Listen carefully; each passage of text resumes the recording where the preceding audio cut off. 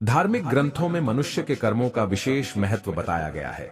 शरीर एक दिन नष्ट हो जाएगा, परंतु हमारे बीच उसके अच्छे कर्मों की वजह से ही वह जिंदा रहेगा या फिर जाना जाएगा। पृथ्वी पर मनुष्य अच्छे और बुरे दोनों तरह के कर्म करता है। अच्छे कर्मों को पुण्य और बुरे कर्मों को पाप के रूप में जाना जाता है। वेद पुराणों में इस विषय को धर्म और अधर्म से जोड़कर बताया गया। धर्म का मतलब पुण्य से और अधर्म का मतलब पाप से जोड़ा गया है। कोई मनुष्य अपने पूरे जीवन काल में 1 वर्ष में 1 दिन में या 1 क्षण में जो भी पाप या पुण्य करता है, उसे उसका फल जीवित रहते हुए या मृत्यु के बाद भुगतना ही पड़ता है। इस विषय में अधिक जानकारी दे रहे हैं भोपाल निवासी ज्योतिषी एवं वास्तु सलाहकार पंडित हितेंद्र कुमार शर्मा। चाणक्य नीति के 5वें अध्याय में इस बात का उल्लेख है कि जन्म मृत्यु ही यात्यको भुनक्त्येक शुभाशुभम नरकेशु पतत्येक एको यात्य पराम गतिम, अर्थात मनुष्य जन्म मृत्यु के ट्रक में अकेला ही फंसता है।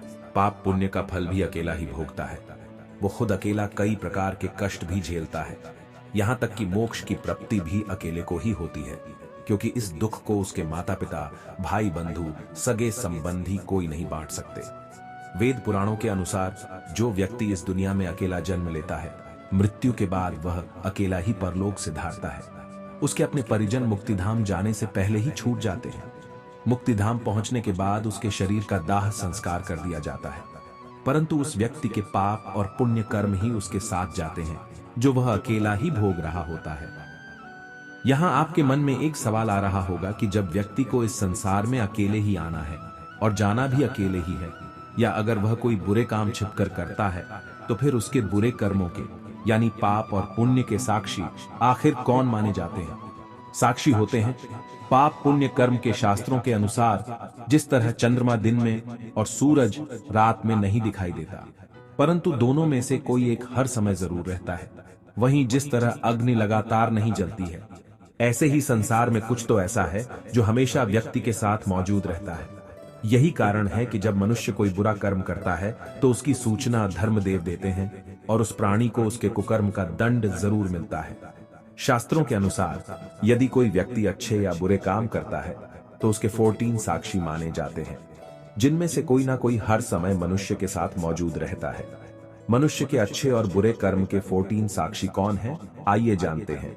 दिन, रात, सूर्य, चंद्रमा, अग्नि, पृथ्वी, जल, वायु, दिशाएं, धर्म, काल, संध्या, आकाश और इंद्रियां। बीते कल और आने वाले कल की चिंता नहीं करनी चाहिए, क्योंकि जो होना है वही होगा।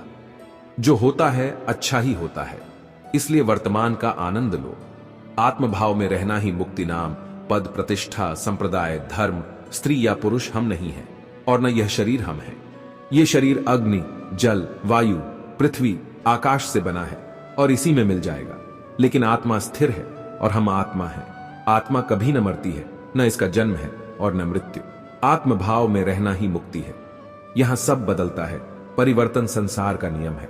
यहां सब बदलता रहता है, इसलिए सुख दुख, लाभ हानि, जय पराजय, मान अपमान आदि में भेदों में एक भाव में स्थित रहकर हम जीवन का आनंद ले सकते हैं। क्रोध शत्रु है, अपने क्रोध पर काबू रखें। क्रोध से भ्रम पैदा होता है और भ्रम से बुद्धि विचलित होती है। इससे स्मृति का नाश होता है और इस प्रकार व्यक्ति का पतन होने लगता है। क्रोध, काम वासना और भय ये हमारे शत्रु हैं। ईश्वर के प्रति समर्पण अपने को भगवान के लिए अर्पित कर दो, फिर वो हमारी रक्षा करेगा और हम दुख, भय, चिंता, शोक और बंधन से मुक्त हो जाएंगे। नजरिए को शुद्ध करें। हमें अपने देखने के नजरिए को शुद्ध करना होगा और ज्ञान व कर्म को एक रूप में देखना होगा, जिससे हमारा नजरिया बदल जाएगा। मन को शांत रखें। अशांत मन को शांत करने के लिए अभ्यास और वैराग्य को पक्का करते जाओ, अन्यथा अनियंत्रित मन हमारा शत्रु बन जाएगा। कर्म से पहले विचार करें।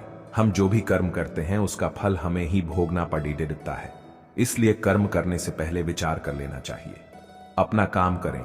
कोई और काम पूर्णता से करने से कहीं अच्छा है कि हम अपना ही काम करें, भले वह अपूर्ण क्यों ना हो। समता का भाव रखें। सभी के प्रति समता का भाव। सभी कर्मों में कुशलता और दुख रूपी संसार से वियोग का नाम योग है। कान्हा का इस कारण से नाम पड़ा श्री कृष्ण, जाने एकांत में क्यों हुआ था। नामकरण योग बल से हुआ था। श्री कृष्ण का जन्म जाने मुकुट पर लगे मोर पंख का रहस्य।